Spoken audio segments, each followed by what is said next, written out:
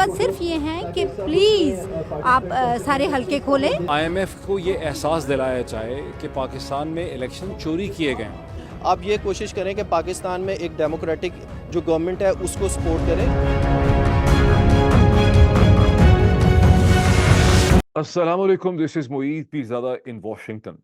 जो एक बहुत बड़ा सवाल मेरे सामने है जिस पे मैं थोड़ा सा कमेंट करना चाहता हूं, वो ये है कि इमरान खान की जमात तहरीक इंसाफ इस स्टेज के ऊपर इतनी परेशान क्यों नजर आती है। क्यों लगता है कि Pakistan Tehreek Insaf increasingly in trouble है। उसके अंदर बहुत ज़्यादा हैजान है, उसके ऊपर इसके अपने सपोर्ट बेस से बहुत ज़्यादा क्रिटिसिज्म हो रही है, और ऑफ कोर्स बाहर से भी उसके ऊपर बहुत दबाव है, उसको मुख्तलिफ नाकामियों का सामना है। जैसे आप देखते हैं कि पेशावर हाई कोर्ट के एक लार्जर बेंच ने, and this is a high court जिसके बारे में आप ये नहीं कह सकते कि वो सिंपैथेटिक नहीं है तहरीक इंसाफ से, तो पेशावर हाई कोर्ट के लार्जर बेंच ने भी तहरीक इंसाफ की जो अपील है रिजर्व सीट्स के हवाले से उसे रद्द कर दिया है, और ख़ासी लॉजिक से उन्होंने उसे रद्द किया। अब तहरीक इंसाफ के जो मौजूदा एक्टिंग चेयरमैन हैं जनाब बैरिस्टर गौहर अली खान, उनका ये कहना है कि हम इसके हवाले से सुप्रीम कोर्ट में जाएंगे, वो और बैरिस्टर अली जफर। लेकिन सुप्रीम कोर्ट से भी इस मामले में उन्हें कामयाबी की चांसेस खासे कम लगते हैं।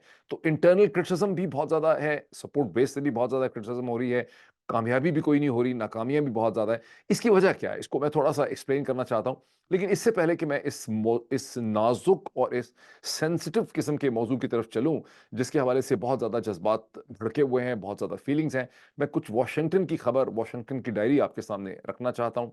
जैसे कि पिछले व्लॉग में मैंने आपको बताया था कि वाशिंगटन के अंदर 14 मार्च को एक मुज़ाहरा होना था इंटरनेशनल मॉनेटरी फंड के हेड ऑफिस के बाहर, जहाँ उनकी एमडी क्रिस्टीना जॉर्जीवा जो हैं वो बैठती हैं। वो मुज़ाहरा हुआ, मैं भी वहाँ पे पहुँचा 4 बजे से लेके शाम की इफ्तारी के वक्त तक, उसके बाद नमाज, वो सब कुछ कई घंटे वहाँ पर, बल्कि पाकिस्तानी अमेरिकन तो वहाँ पे 3 बजे से मौजूद थे। जब मैं वहाँ पहुँचा तो मुझे ये तवक्को थी कि वहाँ शायद सैकड़ों लोग कम से कम होंगे, लेकिन वहाँ सैकड़ों नहीं थे, वहाँ 100 से कम लोग थे, दर्जनों लोग वहाँ ज़रूर थे।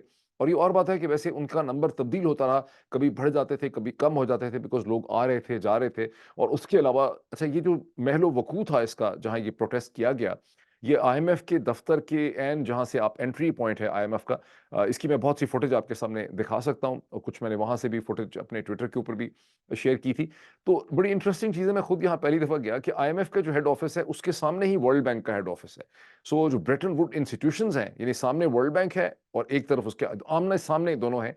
तो वर्ल्ड बैंक के ऑफिस से भी बहुत से उनके यंग स्टाफर एंड ऑफिसर जो हैं वो निकल के आके पूछते थे कि भाई यहाँ क्या हो रहा है, ये प्रोटेस्ट किस लिए हो रहे हैं। आईएमएफ के अंदर से भी बहुत से ऑफिसर जब निकलते थे तो वो बड़े इंटरेस्ट से देखते थे कि यहाँ एक प्रोटेस्ट हो रहा है, क्यों प्रोटेस्ट हो रहा है, क्या लोगों ने पोस्टर उठाए हैं। इसके साथ ही चूंकि ये बहुत ही मसरूफ किस्म की शाहरा थी, यहाँ पर बहुत से जो लोग गुजर रहे थे, उसमें स्टूडेंट्स भी थे, कुछ यूनिवर्सिटियों के फैकल्टी मेंबर्स भी थे, कोई जर्नलिस्ट भी थे, वहाँ वॉइस ऑफ अमेरिका के कॉरेस्पॉन्डेंट भी आए हुए थे। तो वो लोग भी फिर पूछते थे, वहाँ पर एक गुफ्तगू शनीद होती थी। तो खासा इंटरेस्टिंग किस्म का यहाँ पर एक सीन था। कुछ मैं पॉइंट्स आपसे शेयर करूँ कि फर्स्ट पाकिस्तान ग्लोबल जो एक मैं समझता हूँ कि निस्बतन नवाजीदा एनजीओ है पाकिस्तानी अमेरिकन का, ट्राई स्टेट एरिया के अंदर, ये उसने ये ऑर्गेनाइज किया हुआ था। अच्छा, इसमें इंपॉर्टेंट चीज़ ये नहीं है कि इसमें लोग कितने थे, इसमें इंपॉर्टेंट चीज़ ये है कि पाकिस्तानी अमेरिकन कम्युनिटी ने हैज़ क्रॉस्ड रूबिकॉन। मैं आपको एक्सप्लेन करता हूँ क्रॉसिंग द रूबिकॉन का क्या मतलब है। लेकिन पाकिस्तानी अमेरिकन कम्युनिटी ने आईएमएफ और वर्ल्ड बैंक के दफातर के बाहर मुजाहरा और प्रोटेस्ट किया। किसके खिलाफ? पाकिस्तान की एक मौजूदा हुकूमत और रजीम के खिलाफ। इसे मैं कहता हूँ this is crossing the Rubicon. Now what is the term crossing the Rubicon?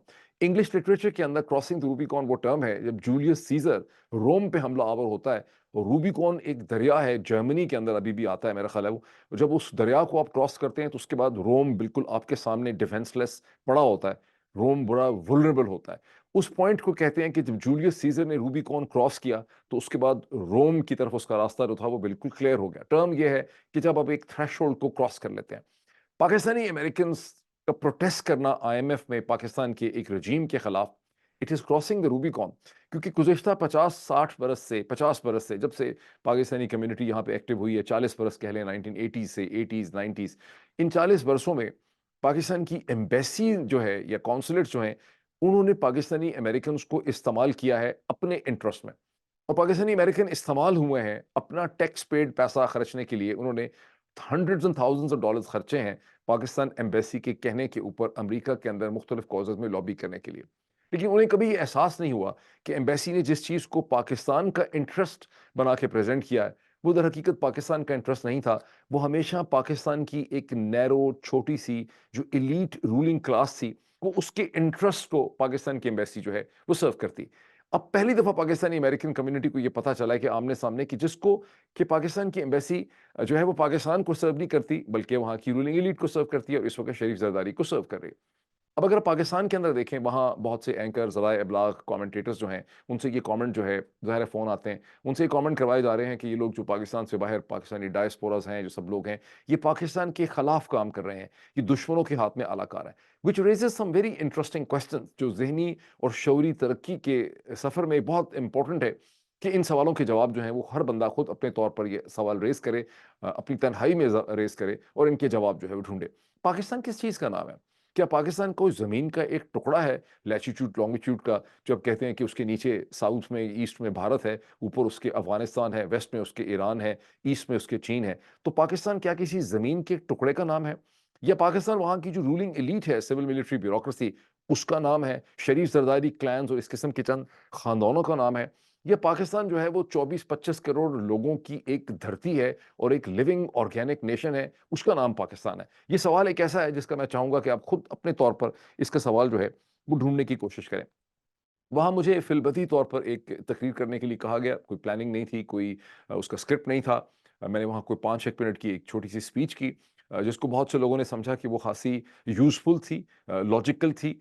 उसको मैंने यूट्यूब के ऊपर शेयर भी किया है, पूरी की पूरी उसको बहुत से लोग देख भी चुके हैं। लेकिन यहाँ पर भी चंद ग्लिम्पसेस मैं आपको उस स्पीच के दिखा सकता हूँ कि मेरा आर्गुमेंट क्या था। That if countries have disturbed economies, then there is disturbed politics. And disturbed politics gives way to political polarization, wars, it creates conflict. We are here to just remind the top management of the International Monetary Fund that you have certain responsibilities, which is part of your own constitution and raison d'etre of your creation, that you have to ensure political stability. In Pakistan, an election has been stolen. The Form 45 and all what the Pakistani community is demanding all across the world, within Pakistan and all across the world, is that the IMF should tell the regime in Pakistan to do the scrutiny of the election. United States stands for democracy. IMF is to ensure the democracy in the world. Tell the military rulers and regime in Pakistan to basically account for the elections. How can IMF keep on giving billions of dollars to a stolen regime, to a fake government? Who is responsible for these funds? We are not saying that IMF should not give the funds to Pakistan. Of course IMF should give the funds to Pakistan. But since it's giving funds to Pakistan in a program, in a process, it has a responsibility to demand scrutiny and accountability of the election process. Thank you. Principally तौर पे मेरा argument ये था कि हम अगर यहाँ जो मुजाहरा कर रहे हैं पाकिस्तानी अमेरिकन्स, इसका हरगिज़ ये मतलब नहीं है कि हम ये कह रहे हों कि आईएमएफ और पाकिस्तान के दरमियान में फाइनेंशियल रिलेशनशिप नहीं होना चाहिए और पाकिस्तान को आईएमएफ का प्रोग्राम नहीं मिलना चाहिए।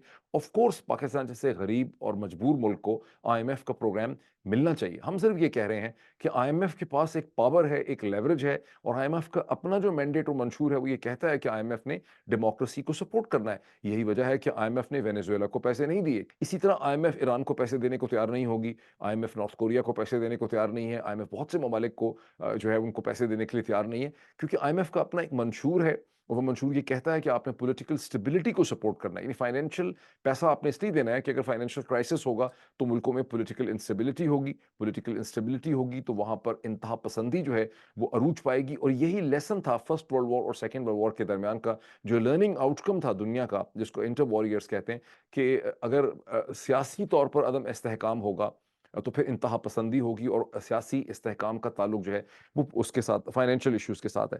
अच्छा, वो सीन बहुत इंटरेस्टिंग था जब इफ्तारी का वक्त आ गया और आईएमएफ इंटरनेशनल मॉनेटरी फंड के हेड ऑफिस के बाहर वो इंटरनेशनल मॉनेटरी फंड जिसकी जो ग्रेड 17, 18, 18 का जो अफसर पाकिस्तान के अंदर उनकी जो कंट्री रिप्रेजेंटेटिव होती है, जो गालिबन उनकी ग्रेड 18, 19 टाइप किस्म की अफसर होती है, वो जहाँ जाती है बेचारी पूरा पाकिस्तान और वारी हुकूमत और सारा निज़ाम जो है चौधरी निज़ामुद्दीन का, वो थर थर थर थर थर थर कांप रहा होता है।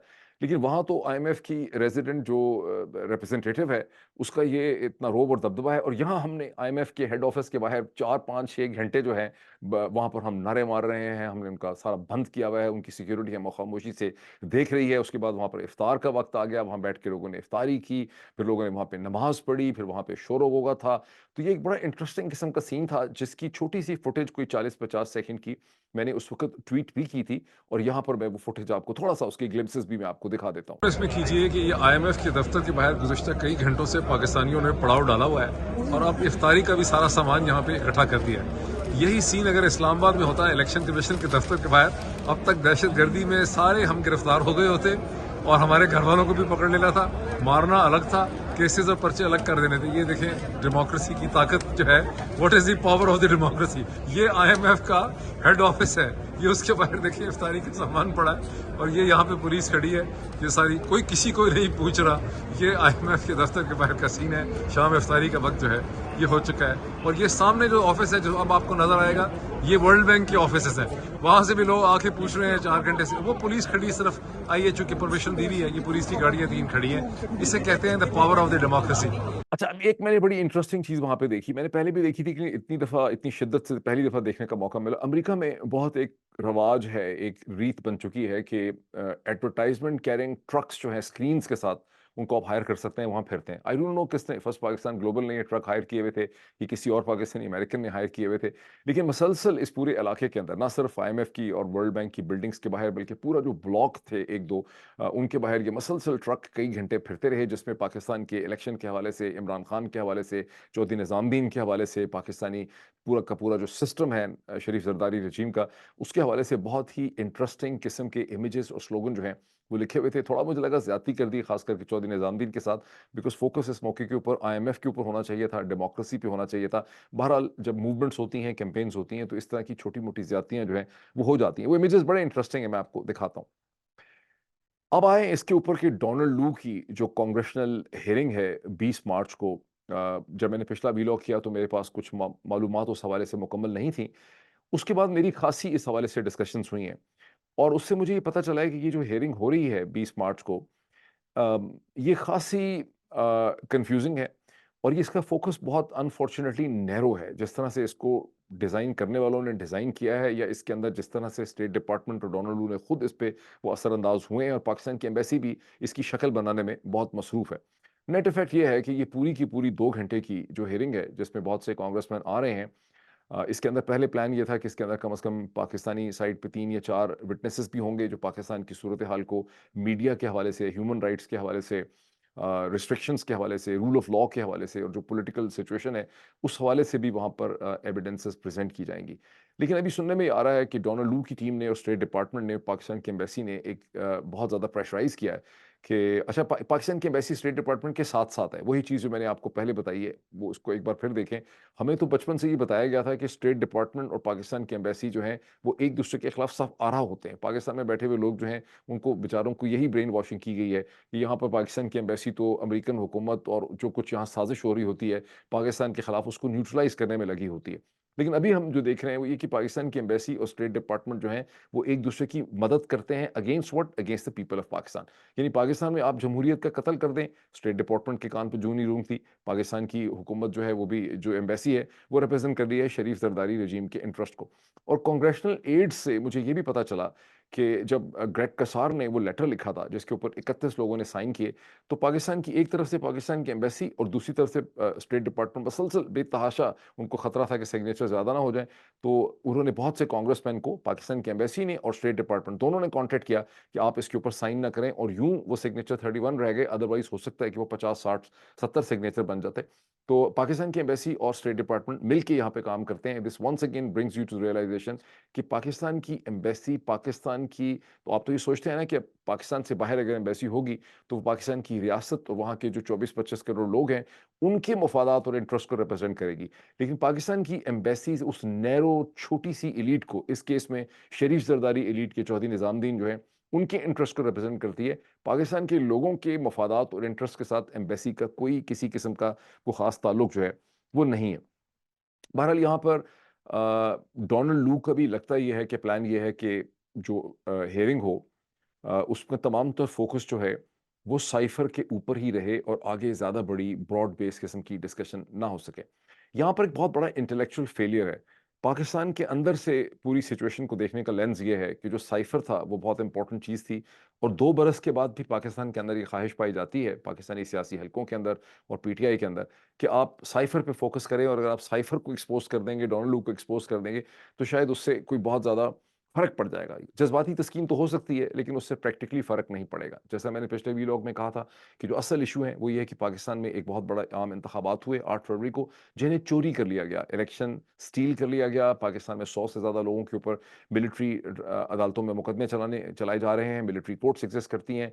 2 सीनियर मोस्ट सुप्रीम कोर्ट के जजेस को इस्तीफ़े देने पे मजबूर कर दिया गया है। सुप्रीम कोर्ट के फैसलों को माना नहीं जाता है। पाकिस्तान में मीडिया के ऊपर ज़राए अब्लाग पे, फ्रीडम ऑफ एक्सप्रेशन पे तरह-तरह की कदगने हैं। सैकड़ों लोगों को गिरफ्तार किया गया है, लोगों को गिरफ्तार किया जाता है, ज़द-ओ-कूब किया जाता है, डराया जाता है, उनकी हैरेसमेंट की जाती है। अभी हमें पता चला है कि सलमान साहब जो ऑस्ट्रेलिया में हैं, जो एक लेटर कैंपेनिंग कर रहे थे, जिन्होंने कांग्रेस के साथ लेटर्स लिखने में बड़ी मदद की, उनके भाई को पाकिस्तान में उठा लिया गया है और बाकायदा थ्रेटन किया गया है कि बड़े डायर कॉन्सिक्वेंसेस होंगे। तो ये दिन-रात पाकिस्तान में इस किस्म की स्टेट टेररिज्म जो है, वो हो रही है। ये वो रियल इश्यूज़ हैं जिनके लिए स्पेस होनी चाहिए थी इस हेयरिंग के अंदर, कि कम से कम डोनाल्ड लू के साथ ये सवाल भी पूछे जाएँ कि भई स्टेट डिपार्टमेंट ने क्या किया? ये सब चीज़ें जो पाकिस्तान में हो रही हैं, ये अमेरिकन फॉरेन पॉलिसी के मनाफ़ी हैं, अमेरिकन सिस्टम ऑफ वैल्यूज़ के मनाफ़ी हैं। आपने दुनिया के और मुल्कों में जब ऐसी चीज़ें होती हैं, वो यूक्रेन में ऐसी चीज़ें हो रही हों, ये किसी बेलारूस में हो रही हों, या वेनेजुएला में हो रही हों, या नॉर्थ कोरिया के अंदर हो रही हों, या हांगकांग के हवाले से हो रही हों, तो वहाँ तो आपकी इतनी क्लियर पोज़ीशन होती है। क्या वजह है कि यहाँ पे आपकी कोई पोज़ीशन नहीं है? लेकिन अभी तक जो मुझे समझ आ रही है कि डोनाल्ड लू और स्टेट डिपार्टमेंट ने इसको जिस तरह से मैनेज किया है, इसका तमाम तर फ़ोकस डोनाल्ड लू की कोशिश होगी कि साइफ़र के ऊपर रहे। अब ये ज़हन में आप रखिए कि डोनाल्ड लू is apparently at this time and Tony Blinken के बाद डोनाल्ड लू is the second most senior officer in the state department, यानी अमेरिका के वज़ारत-ए-ख़ारिजा में वो दूसरे सबसे सीनियर ऑफिसर हैं। उनका कम से कम 30 बरस का एक्सपीरियंस है फॉरेन पॉलिसी और डिप्लोमेसी का, और वो सेंट्रल एशिया, साउथ एशिया के मामलात में उनकी बड़ी गहरी गिरफ्त है। ये ऐसे ही है, उनसे एक सेनेटर्स का, कांग्रेसमैन का या कांग्रेशनल एड्स के क्वेश्चन फ्रेम करना और उनको फंसाना ऐसे ही है कि कॉमन लोग बैठे हुए हों या मेडिकल स्टूडेंट बैठे हों, वो एक कार्डियोलॉजिस्ट को कार्डिक साइंस के बारे में फंसा दें। तो इसके बड़े कम चांसेस हैं, जो मुझे समझ आई है after talking with so many congressional aides. अब ये डिपेंड ये करता है कि किस किस्म के क्वेश्चन ये कांग्रेशनल एड्स जो हैं और पाकिस्तानी जो टीम इसके साथ काम कर रही है, वो बना पाती है। पर्सनली मुझे ये कोई बहुत ज़्यादा हौसला अफ़ज़ा किस्म की सिचुएशन जो है, वो मुझे नहीं लग रही। लेकिन इसका क्या मतलब है? क्या इसका मतलब है कि आप बहुत डिसअपॉइंट हो जाएँ? हरगिज़ नहीं। पाकिस्तानी अमेरिकन कम्युनिटी ने एक्चुअली पॉलिटिक्स अभी सीखी ही नहीं है। इससे पहले 50 बरस में उनकी ख़्वाहिश ये होती थी कि किसी फंड रेज़र में कांग्रेसमैन को फंड रेज़िंग के बाद वो अपनी और अपने ख़ानदान की एक कांग्रेसमैन या सेनेटर के साथ तस्वीरें खिंचवा के उसको अपने ड्राइंग रूम या रिसेप्शन में रख देते थे। जो भी आता था उसको बताते थे, ये देखिए मेरी फ़लाँ के साथ पिक्चर है, फ़लाँ के साथ पिक्चर है। एक पूरा आपको वॉक करवाया जाता है कि एवी तको, एवी तको, एवी तको। तो वो जो एक चाइल्डिशनेस का फ़ेज़ है, उससे निकल के ये कम्युनिटी अब एक मैच्योरिटी से अमेरिकन पॉलिटिक्स का हिस्सा बनने की कोशिश कर रही है, और यही इसकी पॉजिटिव चीज़ है। और ये जो प्रोसेस है, इसमें ज़ाहिर है कि इस कम्युनिटी से बहुत सी गलतियाँ होंगी, इसके कदम लड़खड़ाएँगे भी, लेकिन इम्पोर्टेंट चीज़ ये है कि ये उस रास्ते के ऊपर चल पड़ी है और ये आहिस्ता-आहिस्ता इसको सीखेगी। तो लेट्स सी, मैं इसके ऊपर मज़ीद आपको ब्रीफ जो है, वो करता चला जाऊँ। अब मैं उस चीज़ के ऊपर कि जहाँ हम देखते हैं कि तहरीक-ए-इंसाफ हमें एक इंतहा दर्जे की मुश्किलात का शिकार इस स्टेज के ऊपर हमें नज़र आ रही है। PTI is in trouble. जब आप इसको देखते हैं कि पेशावर हाई कोर्ट के लार्जर बेंच ने भी तहरीक इंसाफ की जो अपील थी इलेक्शन कमीशन के फैसले के खिलाफ, जहां उनको रिजर्व सीट्स वगैरह जो है वो नहीं मिल रही, उसको उन्होंने रद्द कर दिया है, उसको इनवैलिड करार दे दिया है, और अब वो कह रहे हैं कि हम सुप्रीम कोर्ट में जाएंगे। तो वैसे तो उसकी बड़ी लॉजिक है इन इन इन इन इन इन अ स्मॉलर लेंस से जब आप इसको देखते हैं, तो पेशावर हाई कोर्ट के फैसले की एक लॉजिक है कि अगर सुन्नी इत्तेहाद काउंसिल ने इलेक्शन में सीट्स अपनी नॉमिनेट की ही नहीं थी, उनकी कोई सीट है ही नहीं पार्लियामेंट में, तो ये सीटें जो है वो कैसे दी जा सकती है। उस हद तक तो बात जो है बिल्कुल समझ आती है। बैरिस्टर गौहर अली खान ने और बैरिस्टर अली ज़फ़र ने बहुत कोशिश की इस पॉइंट को समझाने के लिए कि हमसे जब बल्ला छीन लिया गया, इलेक्शन कमीशन ने छीना, तो उस इक़दाम को पेशावर हाई कोर्ट ने कलअदम करार दिया था, गलत करार दिया था, लेकिन बाद में सुप्रीम कोर्ट ने उसको होल्ड किया, और यूँ ये सूरत हाल हमारे लिए पैदा की गई है। लेकिन इस स्टेज के ऊपर पेशावर हाई कोर्ट जो है, चूँकि सुप्रीम कोर्ट पहले फैसला कर चुकी है, पेशावर हाई कोर्ट हेल्पलेस थी और मुझे नहीं लगता कि सुप्रीम कोर्ट से भी कोई रिलीफ जो है वो तहरीक इंसाफ को मिल पाएगी। और यूं तहरीक इंसाफ की जो मुश्किलात हैं उसका सफ़र इस स्टेज के ऊपर जारी है और खासी सूरत हाल उनकी मुश्किल लगती है। अब इसका क्या मतलब है? बहुत से मैं कमेंट्स देख रहा हूँ अखबारों में लिखे हुए हैं कि तहरीक इंसाफ ने इस किस्म की लीगल गलती की, उस किस्म की लीगल गलती की, उनको पहले ये कर लेना चाहिए था, वो कर लेना चाहिए था। ये कुछ भी करते बेचारे इस्टेब्लिशमेंट ने, चौधरी निज़ामुद्दीन ने एक पूरा स्क्रिप्ट प्लान किया हुआ था और उस स्क्रिप्ट के हिसाब से ही इस्टेब्लिशमेंट चल रही है। अदालतें हों, इलेक्शन कमीशन हो, पाकिस्तान के ज़राए अबलाग हों, वो सब उस स्क्रिप्ट के अंदर बंधे हुए हैं। तो तहरीक इंसाफ के पास कोई बहुत ज़्यादा ऑप्शंस नहीं थी। इस मुश्किल घड़ी और फेज़ से उनको गुज़रना ही पड़ेगा। मुश्किलात से आप नाकाम होके भी निकलते हैं, लेकिन बहुत दफ़ा अगर आप मुश्किलात के मुकाबले में अपनी इंटेलिजेंस इस्तेमाल करते रहें, तो आप सुरखरू होकर, कामयाब होकर, पहले से ज़्यादा स्ट्रॉन्ग बनकर भी, मज़बूत बन के भी उसमें से निकल सकते हैं। दूसरी जो इस वक़्त तहरीक इंसाफ का क्राइसिस है, वो ये है कि उसकी जो इस वक़्त की लीडरशिप है, जिसमें बैरिस्टर गौहर अली खान हैं, उमर अयूब हैं, असद कैसर हैं और जनाब अली अमीन गंडापुर हैं, उनके ऊपर तहरीक इंसाफ का जो अपना वोटर और सपोर्ट बेस है, वो बहुत तनकीद का निशाना इनको बना रहा है। वो कह रहा है कि आप लोगों को वोट हमने इसलिए नहीं दिए थे, हमने इमरान खान के पैगाम और फ़लसफ़े को हमने वोट दिए थे और आप उसको रिप्रेज़ेंट नहीं कर रहे। यहाँ पर जो असल इश्यू है वो ये है कि जितने भी जो समझने की बात है और इसका भी हल निकलेगा कि तहरीक इंसाफ की जितनी भी लीडरशिप आपको फील्ड में खड़े नज़र आती है, जो रात को अपने घर में बिस्तर के ऊपर सोती है और जेल में नहीं है, गुम नहीं है, अगवा नहीं होती, उस लीडरशिप को इस्टेब्लिशमेंट के साथ, चौधरी निज़ामुद्दीन के हरकारों के साथ डिफरेंट किस्म के कॉम्प्रोमाइज़ेस करने पड़े हैं। जो सूरत हाल तहरीक इंसाफ की लीडरशिप की है, वही सूरत हाल आपके तमाम प्रोमिनेंट टेलीविज़न एंकर पर्सन्स की, जो पाकिस्तान की जोग्राफिया के अंदर हैं, जो वीलॉगर्स हैं, उनकी भी उसी किस्म की मजबूरियाँ हैं। ये मुनाफ़्क़त है कि मुख्तलिफ लोग एक दूसरे के ऊपर हमले कर रहे हैं। तहरीक इंसाफ की जो ये लीडरशिप है, इसको एस्टेब्लिशमेंट के साथ कॉम्प्रोमाइज़ करके ही ये एग्ज़िस्ट कर सकते हैं। इनके पास कोई और स्टेज के ऊपर ऑप्शन नहीं है। ताहम इसमें पॉज़िटिव बात ये है, जो इसकी अच्छी साइड है, वो ये है कि ये सूरत हाल बहुत देर तक चल नहीं सकती। कोई भी सूरत हाल बहुत देर तक सस्टेनेबल नहीं होती और अगर ये स्ट्रगल करते रहेंगे और नीचे से जो वर्टिकल अपवर्ड यानी ऊपर से वर्टिकली डाउनवर्ड इनके ऊपर प्रेशर है एस्टेब्लिशमेंट की तरफ से कि आप बिहेव करें और ये आपकी रेड लाइंस हैं, नीचे से इनके ऊपर आवाम का वर्टिकली अपवर्ड प्रेशर है कि आपने हमें रिप्रेजेंट करना है। इसके दरमियान में कहीं ना कहीं जाके एक इक्विलिब्रियम में बैलेंस जो है वो डिसाइड होगा। इसकी हम मजीद बात करेंगे, लेकिन आप देखें ये बैलेंस आएगा वापस। ऐसा नहीं है कि ये बैलेंस जो है वो बिल्कुल खत्म हो जाएगा। एक जो छोटी छोटी डेवलपमेंट्स हैं, इस्लामाबाद हाई कोर्ट के जस्टिस बाबर सत्तार जो बहुत देर से सितंबर अक्टूबर से उन्होंने वायर टैपिंग का इशू उठाया हुआ है। जब नजमो साकिब साहब, जो साकिब बशीर साहब के साहिबजादे खुद भी वकील हैं, और Bushra farmer first lady of Pakistan जनाब बुशरा बीबी जो हैं, उनका उनके सामने पिटिशन आई हुई है। उसके बाद से बाबर सत्तार मसलसल पाकिस्तान की स्टेट एजेंसीज को बुला रहे हैं, आईएसआई को बुला रहे हैं, पुलिस को बुला रहे हैं, एफआईए को बुला रहे हैं, पाकिस्तान टेलीकम्युनिकेशन को बुला रहे हैं, पैमरा को बुला रहे हैं, वायर टैपिंग का और ये जो ऑडियो वीडियो लीक्स होती हैं इसके हवाले से।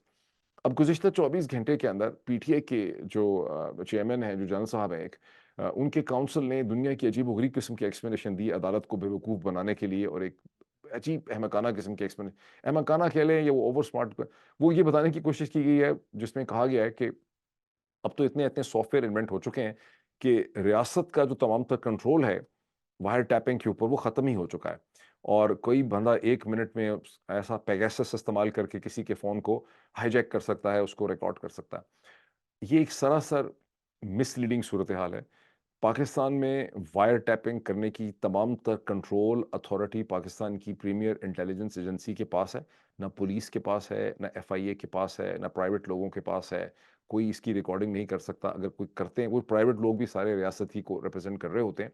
और जो पेगासस सॉफ्टवेयर के हवाले से मिसलीड करने की कोशिश की जा रही है, मैं चाहूँगा कि जस्टिस बाबर सत्तार तक मेरा कोई टुकड़ा आप काट के भेज दें कि और मैं यहाँ पे स्क्रीन के ऊपर आपको दिखाता भी हूँ न्यूयॉर्क टाइम्स की 1-2 स्टोरीज़ कि कैसे 2019, 20 और 21 के दरमियान में ये न्यूयॉर्क टाइम्स की स्टोरीज़ हैं जो बहुत डिटेल से पेगासस के पूरे ओरिजिन को और जिस इसराइली कंपनी ने पेगासस बनाया उसके डायनामिक्स को ये डिस्कस करती हैं। आपको वहाँ से ये भी पता चलता है कि इसराइली कंपनी ने दुनिया में अगर यूएई को, सऊदी अरब को या किसी भी मुल्क को उन्होंने पेगासस सॉफ्टवेयर बेचा है, तो वो इसराइल की हुकूमत और वहाँ की नेशनल सिक्योरिटी की परमिशन के बगैर वो नहीं बेच सकते। सो मच सो उनको इतना कंट्रोल है उसकी सेल एंड ट्रेड के ऊपर कि अगर उन्होंने यूएई को भेजा है या सऊदी अरब को बेचा है, तो अगर सऊदी अरब किसी और को, पाकिस्तान को भी देना चाहे, तो जब तक इसराइली हुकूमत की परमिशन नहीं होती, पेगासस की रीसेल जो है या रीडिलीवरी जो है वो नहीं हो सकती। इसके ऊपर बड़े इंफॉर्मेटिव पीसेस हैं न्यूयॉर्क टाइम्स के, 3-4 बड़े अच्छे पीसेस हैं। जस्टिस बाबर सत्तार को, पाकिस्तान के वकला को, जो भी इंटरेस्टेड है उनको जाके न्यूयॉर्क टाइम्स में ये पीसेस पढ़ने चाहिए और इस केस में जस्टिस बाबर सत्तार को इस हवाले से बड़ी मदद मिलेगी। लास्ट पॉइंट है कि ट्यूसडे की रात को और पाकिस्तान के हिसाब से वेडनेसडे को अमेरिका में डोनाल्ड ट्रंप और जो बाइडेन दोनों अपनी अपनी पार्टीज के अब कैंडिडेट बन चुके हैं, फाइनलाइज हो चुके हैं और अब ये तेजी से एक प्रेसिडेंशियल इलेक्शन की तरफ सूरत हाल जो है वो जा रही है, जिसको रीमैच कहते हैं। We going to meet each other again in November. उसके हवाले से हम फिर दोबारा भी बात करेंगे इंशाल्लाह। Thank you.